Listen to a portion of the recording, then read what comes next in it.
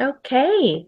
Well, welcome to Quixotic Heights, where dreams take flight. I'm your host, Amy M. Lee, and today we're diving into a bold conversation that could change the future of mental health care. So, my Quixote today is Dr. Paul Corona. He's a physician, an author, and host of the Dr. Paul Show. So Dr. Corona is known for his pioneering mind and body healing. His approach is outlined in his book, The Corona Protocol. And Dr. Paul unveils a scientifically proven method he believes can stop addiction, bullying, homelessness, school shootings, suicide, etc.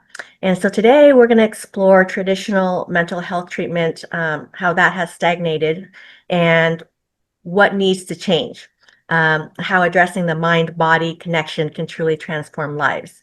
And with that, I'd like to welcome Dr. Paul Corona to the show. How are you?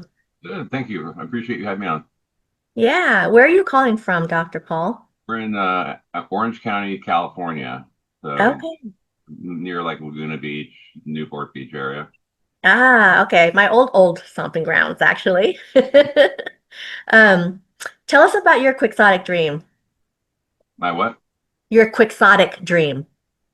Quixotic dreams. Yes, yes. I'm sorry, I'm ignorant. Is that just my overall dreams? Yeah, yeah. So, Quixotic Heights is all about the big dreamers, and it's a play, a nod to Don Quixote, who, had his big dream. So tell us about yours. Well, I mean, my dreams, are really to change this field of medicine. I've been busily writing for 23 years now. I'll have six books soon. Um, so I really want to change, the way that doctors approach this subject. And so after the Corona Protocol, I finished two books. I'm just finishing the next week or so on for doctors. I'm actually written two training manuals for doctors because I want to teach. And I really want to focus also on primary care doctors because primary care doctors are the ones who really need more training on this and help. And being a primary care doctor originally, I kind of know how they think, and so if I can reach primary care doctors, that's a lot of doctors who can help a lot of patients. So my dream is really to teach others to help their patients and change people's quality of lives, and that's why I got into medicine to begin with. I really wanted. I know it's very. It seems like, oh, everyone says that, but I really want to like helping people, and I didn't, starting as a family doctor, I love doing that, but then moving into mental health about 20 something years ago, I just felt that I could make a bigger difference, that there was more of a need out there. So that's what kind of drove me into doing what I do. Yeah. And so for listeners who are unfamiliar with the Corona Protocol, can you share a little bit more about that? Yeah, so basically this all kind of stems back to when I first started. Well, let's go back to medical school because kind of you have to kind of get some background. So in med school, I didn't towards the end. I didn't really know exactly what I wanted to do. I liked everything. I liked a lot of things: pediatrics, OBGYN, adult medicine, psychiatry. So I thought I picked family practice at the beginning go into, and I did a training in that because I thought, well, I'd get the best of all worlds. And that was, starting in the early 90s when my practice started. So during the 90s, different medications came out. I was really fascinated by this. Before I did it full time, I was getting more and more into it during the 90s, and to come out really with my own method of doing things. And I realized that after about a decade of doing it, that that I wasn't reading about what I was doing. I in the psychiatric textbooks and journals didn't talk about what I had discovered and the way I was doing things. So this is what drove me to write. And I think it was early 2000s or so, 2002 or so was when I started writing my first book, because I really knew that I needed to share what I'd learned. And so the Corona Protocol really is again, my methods of how to approach patients and how to choose medications wisely and why to choose what when. And it's like I said, the way I do things and is getting people better quickly, as quickly as possible. Usually, most of my patients I get fully better within a couple visits, maybe 2 to 3 at the outside. So I've kind of learned how to evaluate people, knowing what to do, how to treat it, and that's really the basis of the current protocol. Wow. Can you dive into a little bit more about the method itself? Like, what does a typical visit look like? And if patients are feeling better within 2 or 3 visits, how is that, how does that come to fruition?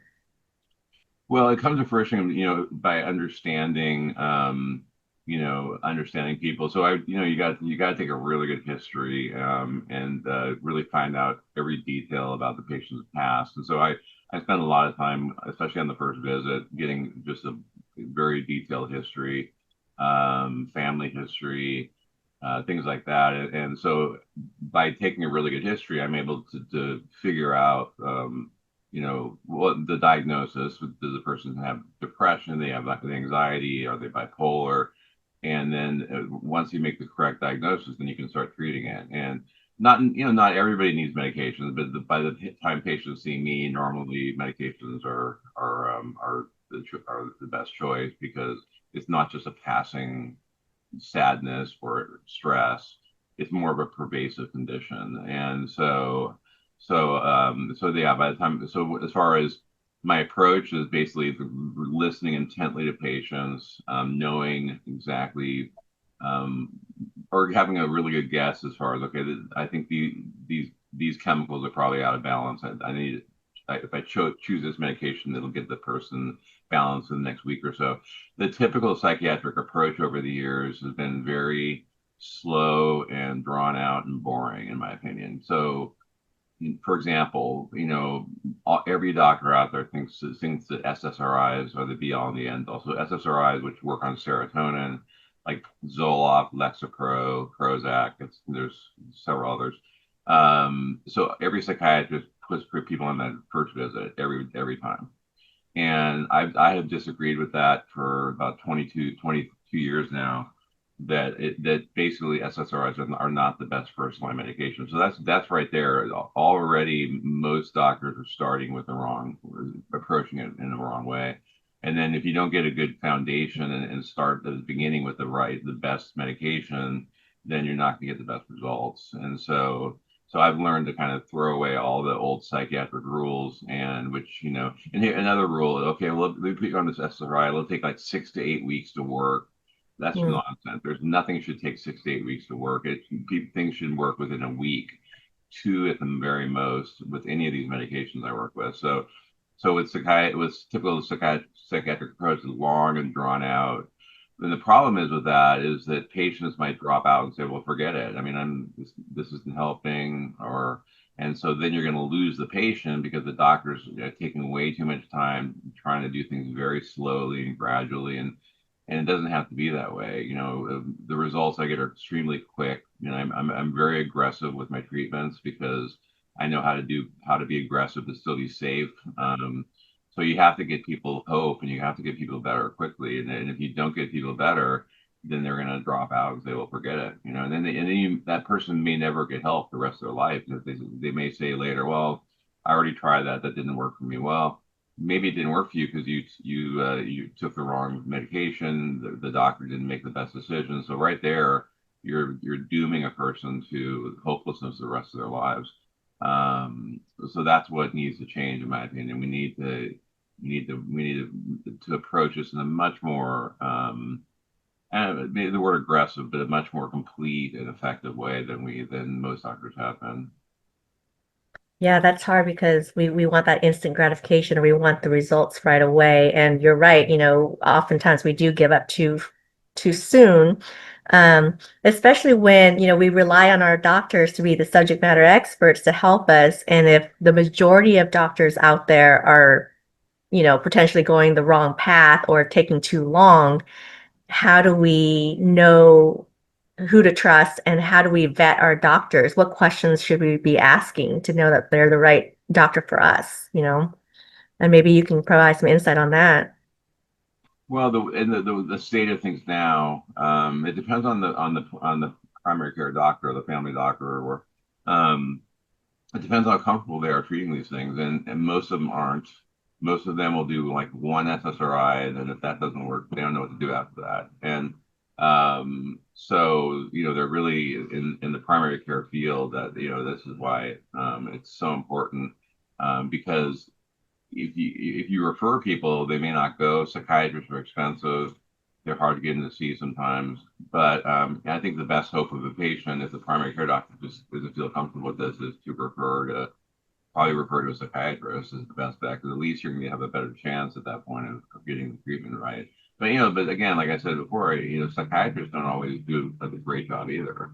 So so people so it's tough, because if some people are not going to be able to find the right doctor, and some people in rural areas where it's hard to get into, you have to drive a long way to get to the specialist. And so so I think, well, hopefully this is why I want to train doctors, is hopefully I can change that situation, and show doctors that this is something that we should really be treating more aggressively, this should be part of every primary care doctor's um, uh, you know every primary care doctor should be able to do this correctly and safely, and unfortunately, like I said, that's not the current state of being at this point. Hmm. Well, and unfortunately, not everybody has access to be able to pay for the care either, or they don't know what they don't know, and know that there's treatment out there available to them. They just don't know how to find it. Right. Do you do any, I would imagine you do a lot of speaking engagements and workshops and that kind of thing. Do you also do any like community giving or pro bono? Well, and that's what I haven't done, and so this is what I want to do. I want This is why I want to get these books out, and I have to try to market them and get them out to doctors, because I do want to speak. I want to do more lecturing. I want to travel a bit, and teach. And I also have also envisioned like an online training program for doctors. So if I can, with the book, with my TV show, hopefully I'm going to get more and more recognized, so the doctors would listen to me. But my basic concept is that I pick a patient, maybe screen the patient first, make sure it's a good teaching case, and then have the patient online with the other doctors, and everyone's kind of listening in, and then I take a history from the patient. I open up the other doctors. Is there anything else you want to ask this person? And then after we're done, the person exits the scene, and we all talk, and it's okay. Let's talk about this. What do you think the diagnosis is? What's the treatment plan? And so, kind of going around, I would get different ideas about what doctors would do, and then I make the final choice, and then we follow up with that patient, 2 3 weeks later. So kind of I'm thinking about doing is like an online clinic where we're actually treating real patients real time, and that basically is, I think, a great way to teach, because then doctors will be able to see what I'm doing, how I'm doing it, why do I make the decisions that I do, and we all learn together. Maybe I learned things from them that I hadn't thought of, and so that I want it to be like a rich learning environment. But that's been a vision for a while. It's never been done before, but Well, there's your quixotic dream right there. that's another dream. Um, and Exactly. if you had this workshop, would there be a certification process or credits or anything like that? That's the thing. Could it be CME credits so the doctors can use it for educational purposes?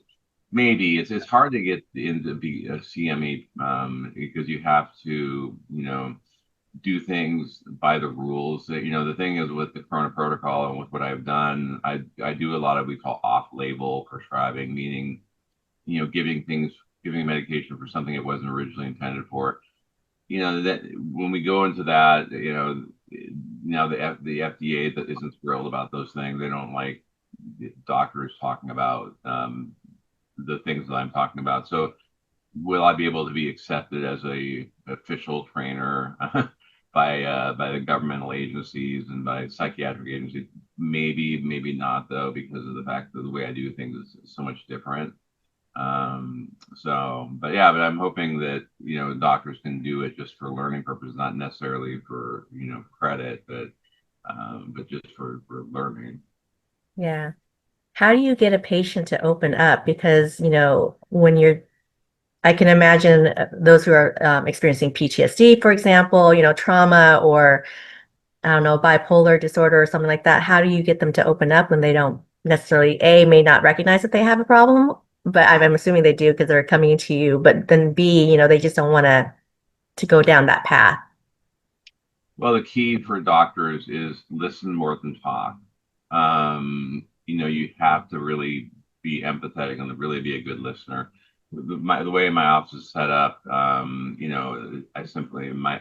have a couch, a couple chairs. There's no table. It's a very cozy environment here. Purposely, I made it that way, and I want people to come and feel comfortable. People think, Hmm. oh, am I going to have to come in, lay on the couch, tell you about all my problems? No, we're gonna, but I'm really close to the person, and so we can just have a conversation. But mostly it's really listening to people, their concerns, their needs, and then that's how I know what to do is by just the intently listening and getting a very very detailed history from the person about.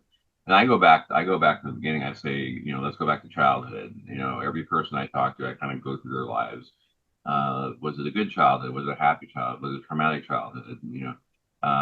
What happened in elementary school? What happened in middle school? What happened in high school? What happened in your 20s? So I kind of walk through to try to figure out when this all started. And like you said, PTSD, looking for trauma. By doing that and by getting a really good history, like I said, then I kind of have an idea. Okay, here's what I need to do. And Hmm. and by the way, but when you said earlier about finding someone, if someone can't find someone, I do a lot of virtual visits with people, so people can always, if they can't get frustrated, can't find somebody, to contact my office, and I can help. I can help for sure. Um, Great. but anyway, I'm not sure if that fully answered your question. Thank you. Yeah. So what would you say are some of the misconceptions around mental health and maybe the medications to treat it? And how does your book challenge those misconceptions? And that's the biggest. I mean, I think convincing people after you listen to them and convincing them to take a medication is a big step for people. I'm not a pill person. I want to do it naturally. So the biggest misconception is the pills are somehow, you're claiming defeat because pills are medications that we call psychiatric medications are basically only working with the brain to heal it. So the basic problem in the brain and nervous system is the imbalance of neurochemicals that are traveling through the system that end up going the wrong way because there's leakages on the cell membrane that cause the destruction of the flow of the chemicals. Why does that occur? Number one, genetics. It runs in families. So that's why taking a good family history and no, my mom or dad doesn't have any. Well, yeah, my dad was an alcoholic. Yeah, my mom was a kind of a nervous lady. My grandpa was an alcoholic. See, so you're going to get a history of people self-medicating and so basically taking a really good, like I said, that's why it's important to take a really good family history. And then, like I said, just walking through with people, traumatic events, et cetera. And I ask every patient, every new patient, tell me when you felt the best in your life. Hmm. Where would you go back in your life where you felt the most complete, the best? And that's the goal I have when I write those things down and I refer to it later, and I want to make sure that we're making progress. And so most people's answers with that question are either childhood. Now, this is if you have a good childhood, a happy upbringing, not abusive parents, etc. And so elementary school, because what do you do in elementary school? You play, you have friends, you don't really have a lot of worries in the world, life's more carefree. This other one would be like late teens, early mid 20s. Why? Because again, the same reason, more carefree, starting in career, starting, college, whatever. So if people tell me that time, I said, that's the real you. I want to get you back there. And so that's the goal is to get people. So what's happened since then is the chemicals started to go off kilter. And again, so genetics is one reason. a big one. That's the biggest one. Hormone changes is the second one. So, that's why, puberty is a very common time that these problems happen, like normally middle school to high school. So puberty is the first big hormonal change, boys and girls. Then women have it rougher because you guys have more hormonal changes. So they're premenstrual, postpartum, menopause, and then for men it's menopause, which midlife crisis time. So that's the second thing. The third thing is trauma, like you mentioned with PTSD. So just significant trauma. So those are the three main factors leading to these imbalances. So what I tell people is, look, all medication is doing, it's attaching to the cell membrane where the leakage has occurred. It's fixing the leak. Basically, that's all they do. They fix leaks. So what that does is that when the chemical moves forward, it keeps moving forward, it doesn't back up, and so it's basically medications are redirecting traffic of the neurochemicals, and that's why when we get the right medication or more likely a combination of medications, people feel amazing. And so that's when I get to the point where I look back, okay, where are you now? You told me that you felt the best here. Where are you? And some people say like 60, 70%, all much better, 70, 80% great. What's the other 20, 30, 40%? Well, this and that. So then I start working on this and that. So I'm constantly working to get people there. And I'm not really satisfied until I get people telling me I feel great. I feel like the old self. I feel I can handle stress better, etc. So that's the goal. We call that remission, full remission. And so, and working with people on lifestyle habits, exercise, diet, learning how to relax, learning how to breathe, learning, maybe need to meditate, learn how to meditate, do some yoga. So that's basically, being very complete with treatment. And so the misconception is that this can be accomplished just with no medications, and it's that's not usually the case. People can try supplements and vitamins and over the counter this and that, but at the end of the day, those things don't work as well. And so this is why the medications I work with are extremely effective, non-addictive, safe. Mm. I call them holistic, and what I mean by holistic is they help the body to heal itself. So they allow the healing within the body, which is the title of my first three books, Healing the Mind and Body. And so so it's just showing people that and trying to be convincing and not be too pushy, but normally since my environment is very comfortable here, and since I really care about people, I think they can sense that. And a lot of people come in very nervous, but people tell me by the end I feel much more comfortable. I understand now, and so that's kind of my approach is to just get people really comfortable sharing with me often personal information, and in that way I can really help them. That's great. I love that you are doing the holistic approach and treating the whole person.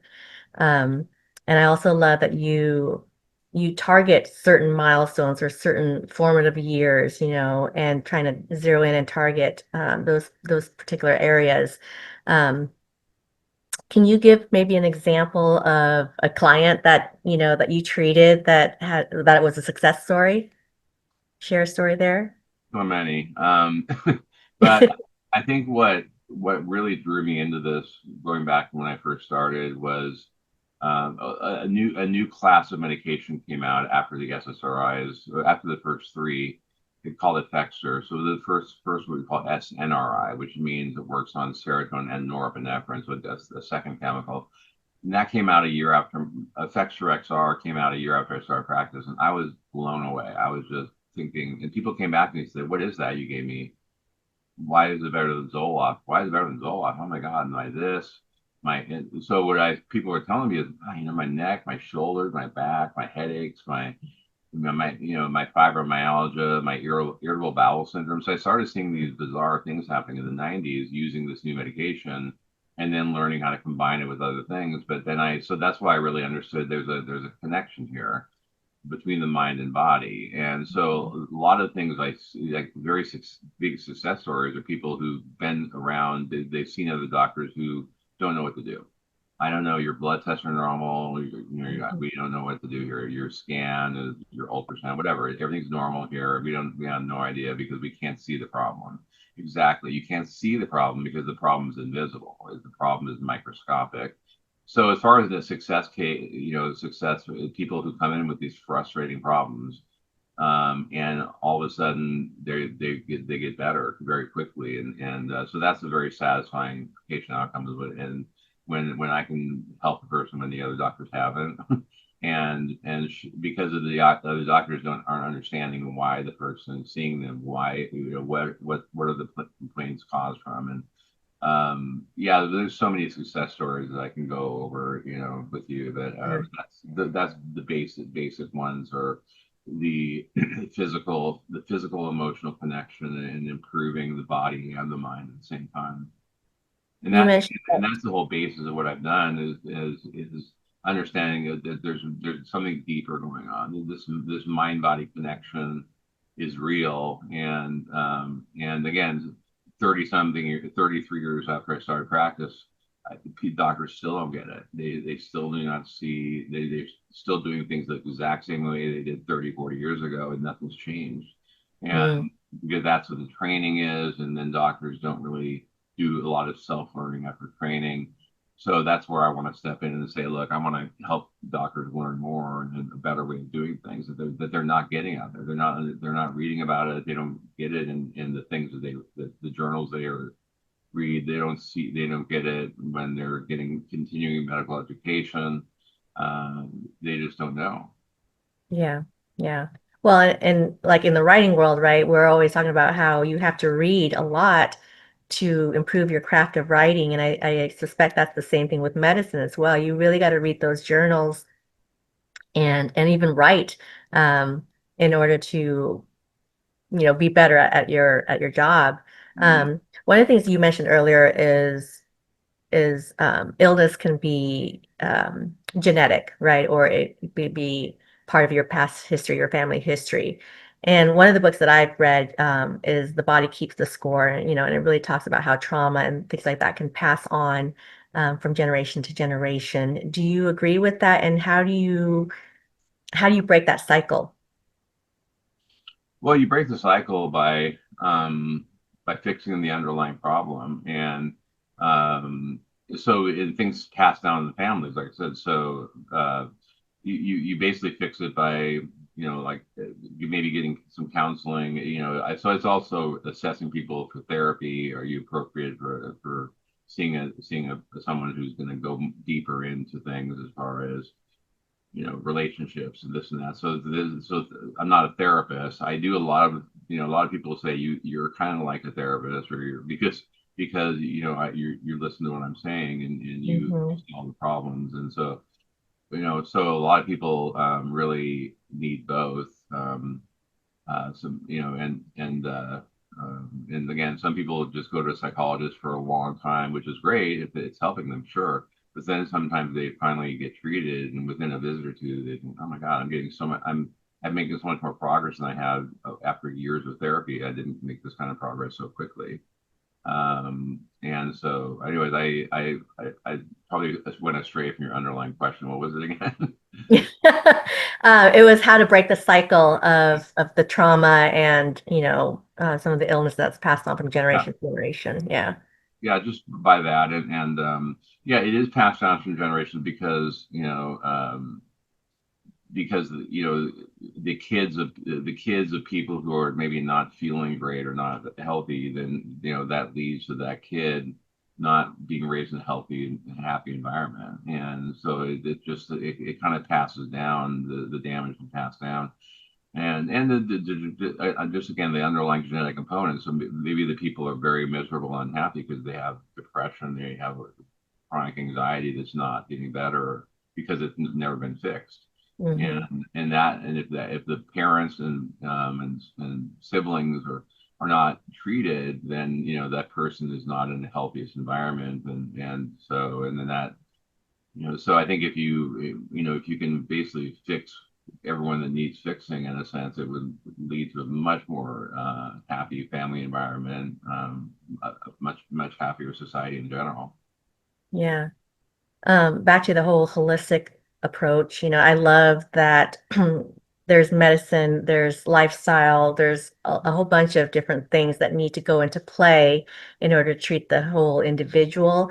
A lot of doctors, at least, in the past, they're very, and I could be wrong, but they're very incentivized to push medications or certain medicines, right? Big pharma comes along, they have to have their hands in the pot.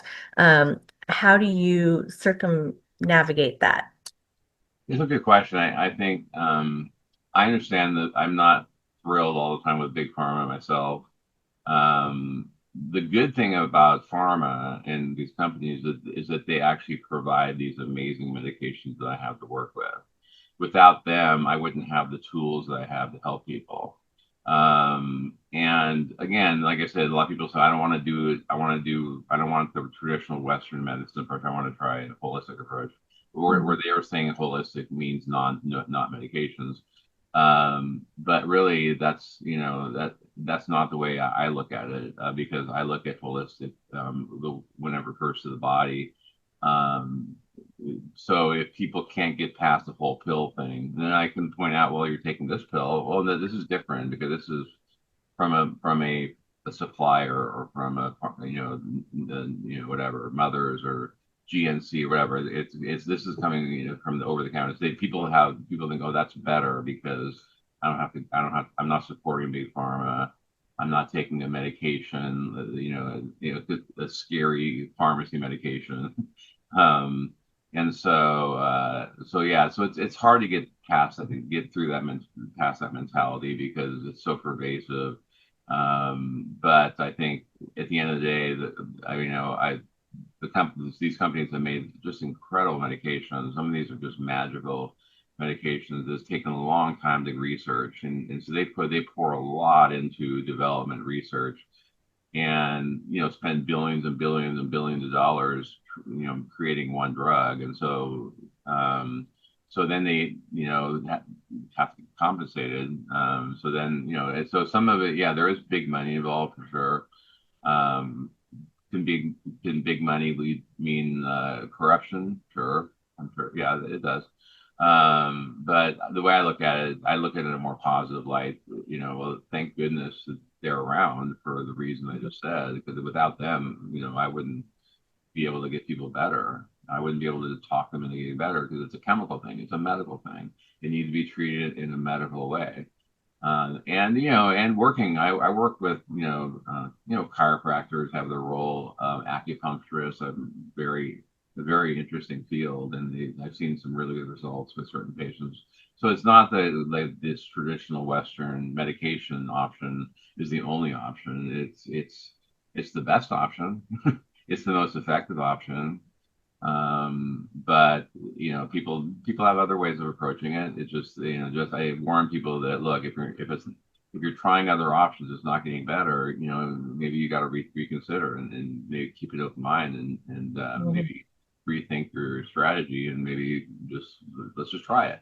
I tell people sometimes, let's give it a week or two. I'll be able to tell within the next week if it's going to help you. If it doesn't help you, you can stop it. If it helps you, then you'll understand, and then you'll understand why I gave it to you. And again, it's just a lot of convincing with people, and just trying to.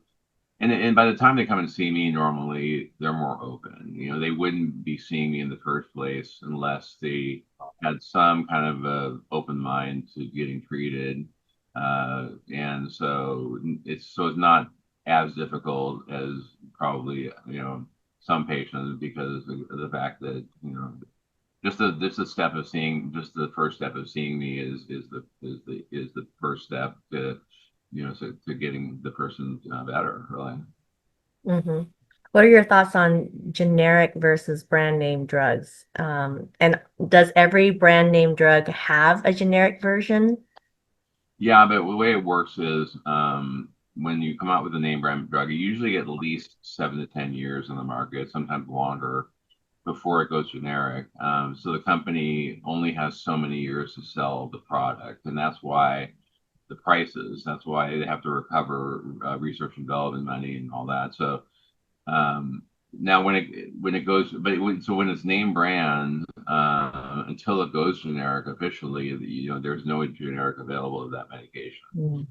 Then once it goes generic, maybe like 10 years after it was came out, it's pretty average.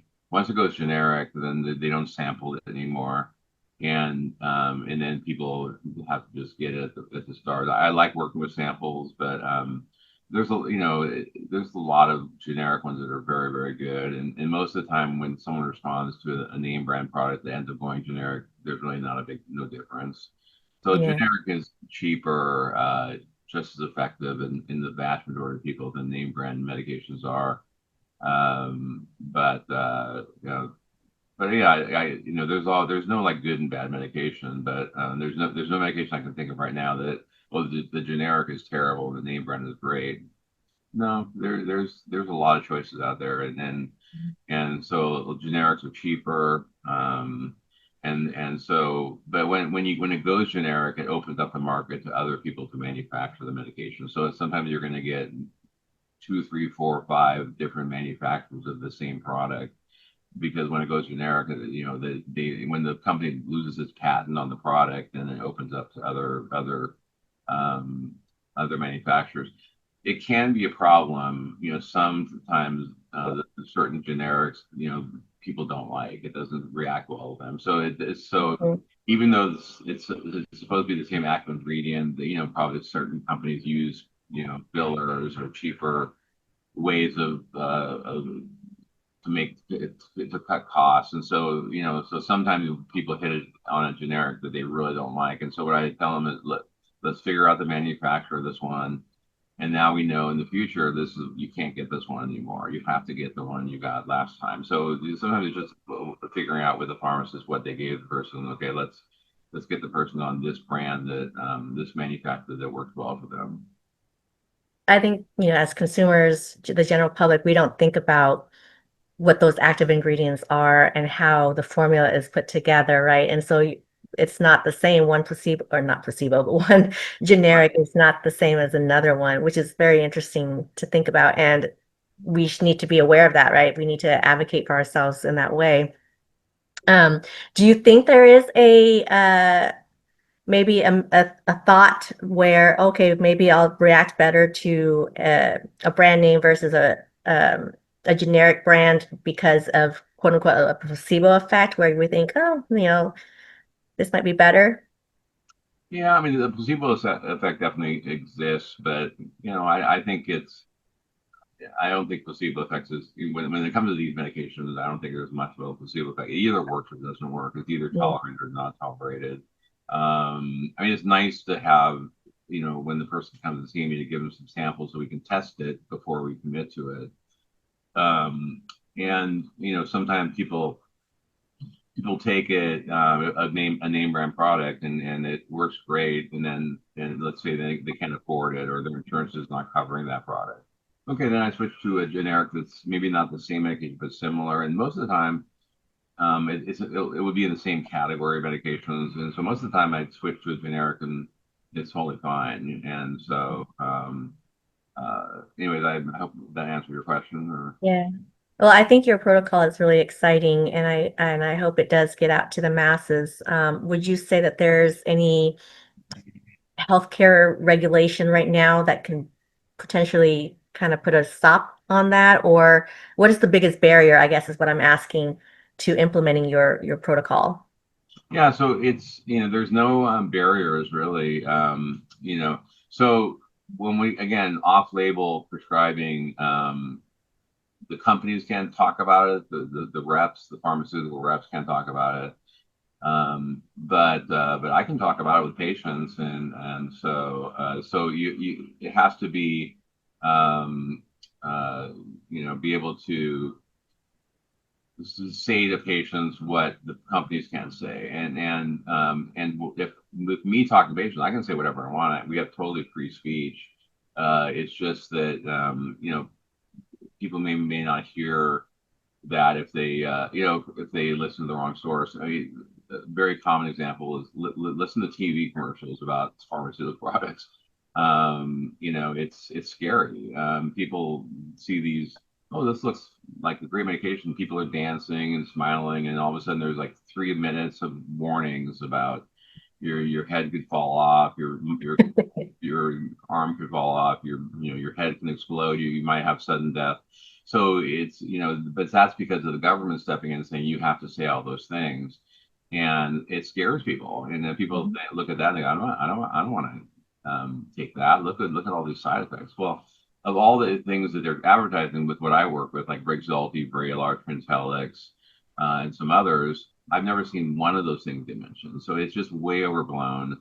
And so, we need to be able to talk freely, and but the government can't do anything about that. If and that's why I want to teach doctors about doing things in a way that maybe they haven't learned about it because companies can't talk about other ways of using their products, so they never learn those things. So anyway, that's an extremely important topic for doctors to understand about how to do things in a different way than maybe then the company says how to use it, or the dosing, and all these little details. The companies usually get it wrong because they have to follow very, very strict guidelines.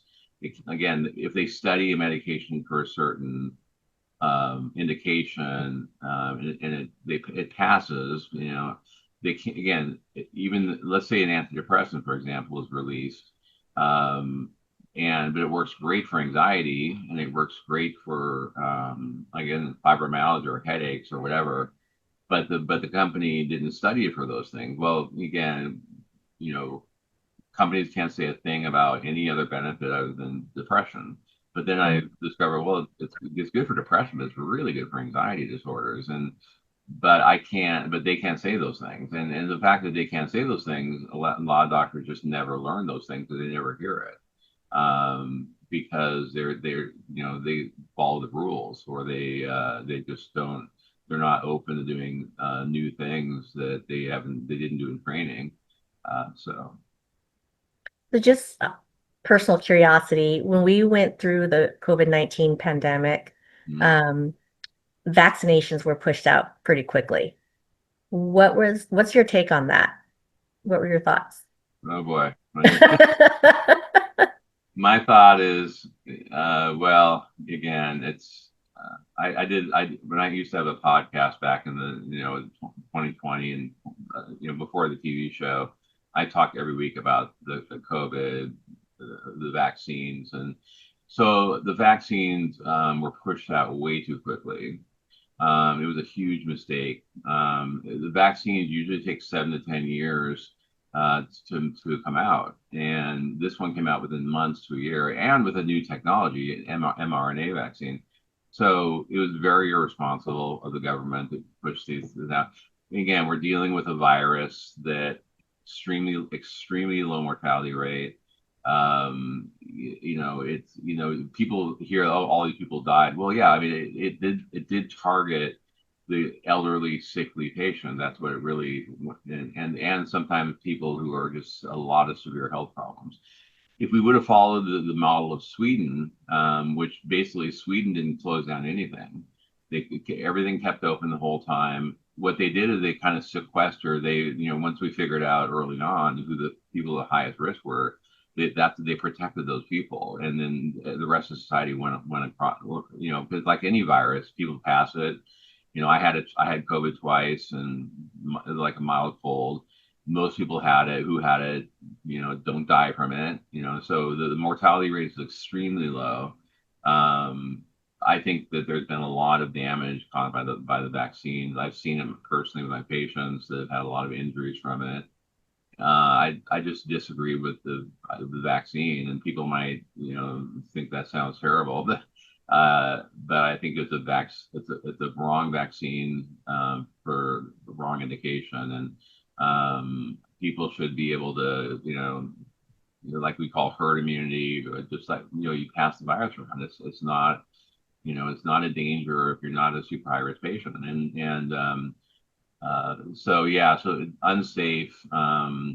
If someone wants to see a really good video, it's called Died Suddenly. If you want to look at that up, it's a really good thing to watch. Which they explain what the COVID vaccine has done, and evaluating basically the damage that it caused. A lot of deaths that have happened from it, a lot of injuries. So it's, Yeah. and again, What's it called again? what's that? What's it called again? Died What, suddenly? what's that? What is it called again? Is it called Died Suddenly? Yeah, died suddenly. Died. Uh, really good film. You can find it online somewhere, but yeah. So anyway, so I'm very anti. I think the way we did things was terrible. With closing, people ruining their lives, ruining their livelihood and business. So much more damage was done by the shutdown than the virus did by Mhm. far. I appreciate your thoughts on that and for sharing your opinions.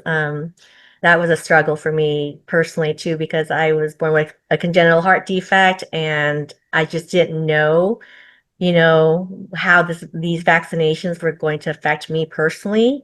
And, again, like we couldn't move anywhere unless we were vaccinated, and you literally were putting your life on hold, which is a hard thing to do. So yeah, and there's a lot of, media attention and fear and things that happen. So we don't know what we don't know at the time. So Yeah, true. And then, but it yeah. ends up at the end of the day, masks didn't. Don't. There was no sense behind the masking.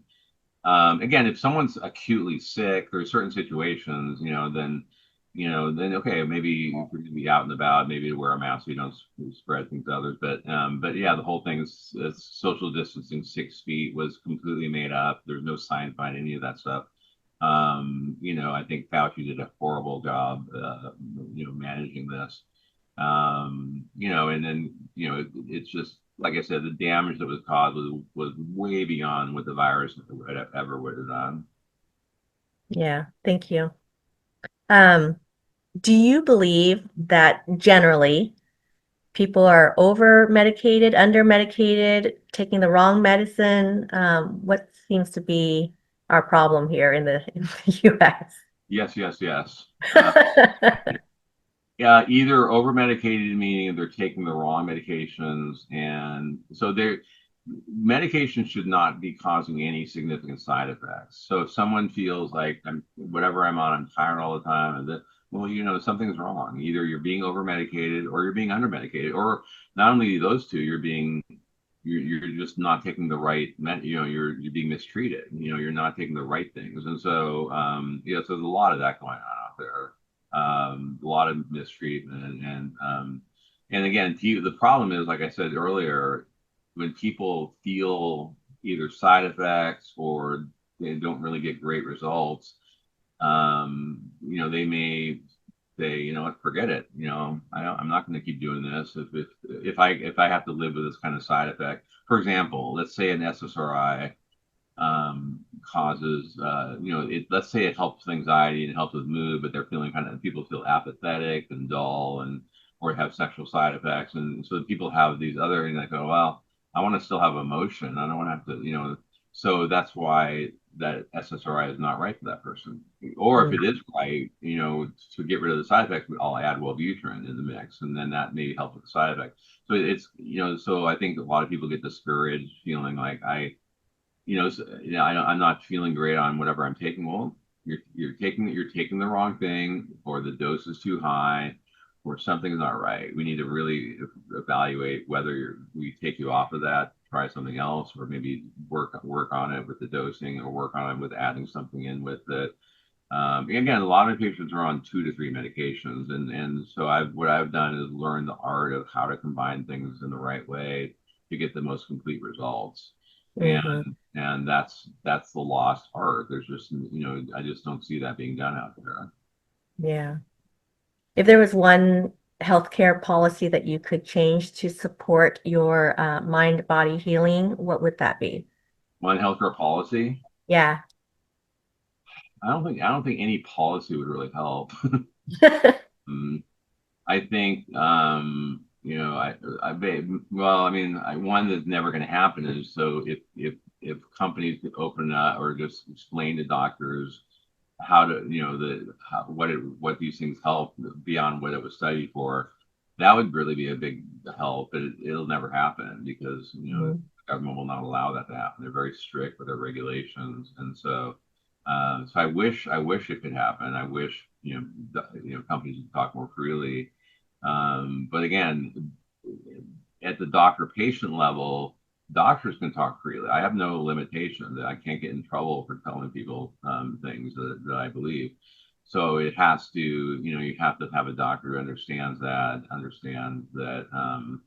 uh, you know, understands what they can say, or understand that they can say whatever they want, and that's the way to really help people is get them to understand, like, okay, here's why the approach you've been using hasn't worked for you. Let's do it. Let's go a different direction. Let's try something different now. If a patient wants to reach your office and schedule an appointment with you, what can they expect in terms of how long the wait is to see you, and then what the process might look like from Yeah, there? so if you're in the area in Southern California, I prefer in person, at least the first visit. We do a lot of telemedicine. We do some Zooming. And so just contacting my office. I mean, Leslie will basically say, go online, fill out a new patient form. So if a patient fills out a form online, submits it, it's about 3 pages long and a lot of questions. But that, we're just right there, I get a lot of information about the person just reading that.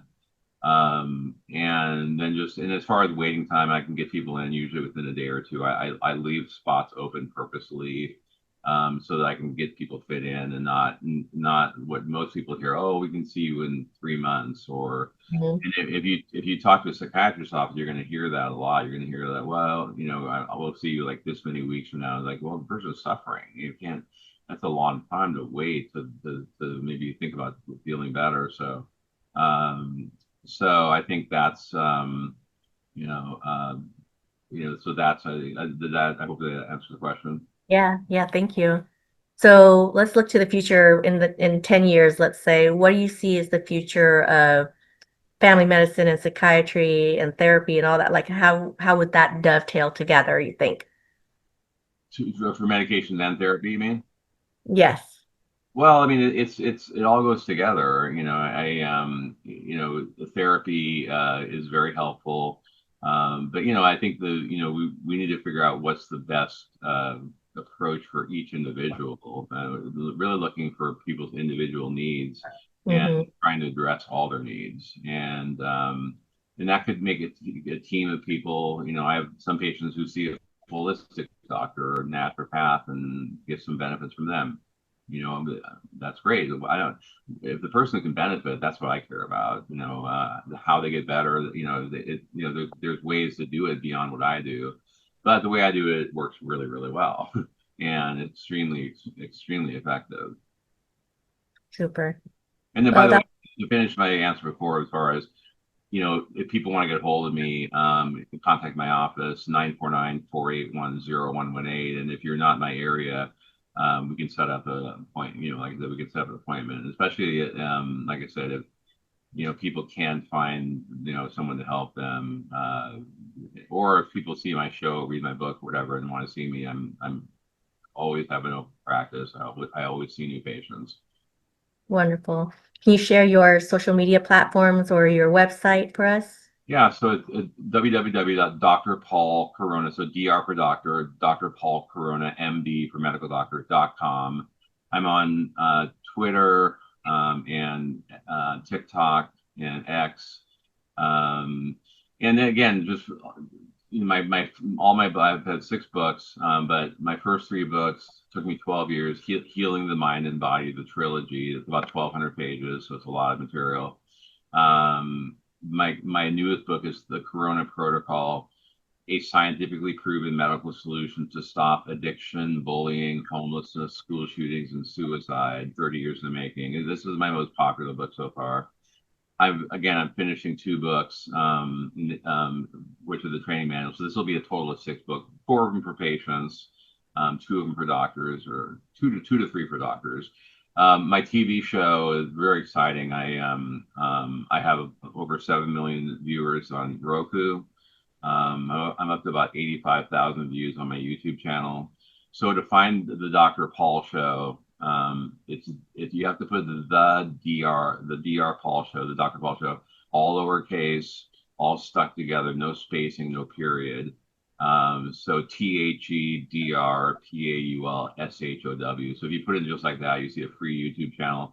I got a lot on there. I've got not only the TV show I do, but also a lot of short videos, like 5 minute, 3 to 5 minute videos explaining like certain things. I have like a whiteboard that I have drawings on with neurons, and I explain, okay, here's what this medication does. So I basically, part of the show is explaining treatments and explaining what exactly a medication is doing, and in that way, I think people like the show because it's very real, because it's a reality show based on my practice, where I sit with my patients and go over their stories and their treatments, and so a lot of people are very inspired because they see these stories and they go, well, if that person can get better, I can get better. Mhm. And so yeah, the show's been doing really well. Over 3,000 new views a week right now, so it's exciting that it's really growing quickly. And That's with the show fantastic. growing, I'm hoping that will hopefully lead to me being able to do more as far as teaching and lecturing and do that kind of thing. Yeah, yeah. No, I think it's a fantastic show. I've watched a few of them already. So I'm a subscriber now. And I also just want to do a shout out to your shirts because you've always got amazing shirts on. They're usually Hawaiian themed or something like tropical, you know. Is there a story behind that? And just when I'm a big fan of Tommy Bahama. That's all I have is Tommy Bahama. I think yeah, when I first started practicing, I was wearing the white coat and the tie and all that, and then when I saw kind of other doctors coming in, younger doctors, and then I ended up hiring doctors because I formed my own group, and they were wearing regular clothes, no white jacket, and I thought, why am I? I'm the only one here with it. So I thought, okay, I'm looking really old here. So I took off the white jacket, and I decided from then on, well, then when I was doing family medicine, I just needed a stethoscope with me, and I could just throw that over my neck or whatever. But yeah, that's where it started, thinking like, these guys and these women here. I mean, everyone's dressing so casually, so that's what got me into doing it, and I've never gone back. I don't even know. I don't even know if I have where my if I have a white coat. I'm not even sure where it is. It's That's your Halloween costume for this year. Well, thank you, Dr. Paul, so much for your time, for sharing your insights and personal opinions and thoughts. I really enjoyed our conversation. I did learn a lot, and I look forward to releasing this episode. Are there any topics that we didn't cover that you would like to cover? No, I think just I think we covered pretty much most of it. I think yeah, if people want to learn more and get more into it, if you're gonna get one of my books, probably my most recent book, The Chronic Protocol, because I explain a lot in that book. I even explain treatment strategies that in a simple way that I think people can follow. So if people want to kind of see what my protocol is about, I think just getting my most recent book, it's available on Amazon, Barnes and Noble, and Walmart. My first three books are available only on Amazon right now. But yeah, but I'm doing a second edition of my first three books that are coming out next month or two. So I'm trying to get all my books updated, and so I can get everything in line. So In yeah, all the spare time that you have, right? but I'm very relieved I'm finally done writing. I mean, I've next week I'll be done, and so after all this time writing, it's just a huge relief for me to not have to do it anymore, because it is really difficult to do it. It's a burden.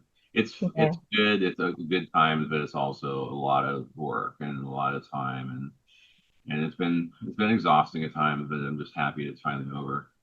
Yeah, that's a lot of writing. I mean, a trilogy is, I mean, yours is 1,200 pages, you said. Yeah. My trilogy is a little bit over 800, 860, I think. So I understand the writing.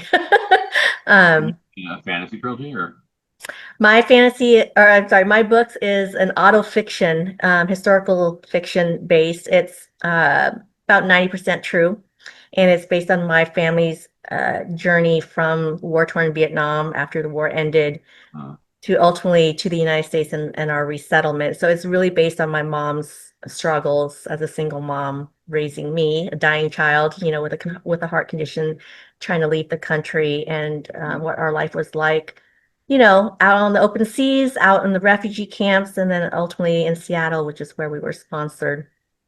uh, So I love books, and I thank you for writing yours. yeah. I believe one of them is on Audible. Is that correct? Is Oh it yeah, my most recent book is on audiobook on Audible. Exactly the current okay? protocol on the audiobook. Okay, that's Yeah, great for us who are so busy that we can't read. We can yeah. we can listen. I love it. Well, thank you again, Dr. Paul. And Yeah, listeners, thank you for joining today. We hope that you found this conversation insightful. And if you want to learn more about Dr. Paul's work, be sure to pick up the Corona Protocol, tune into the Dr. Paul Show.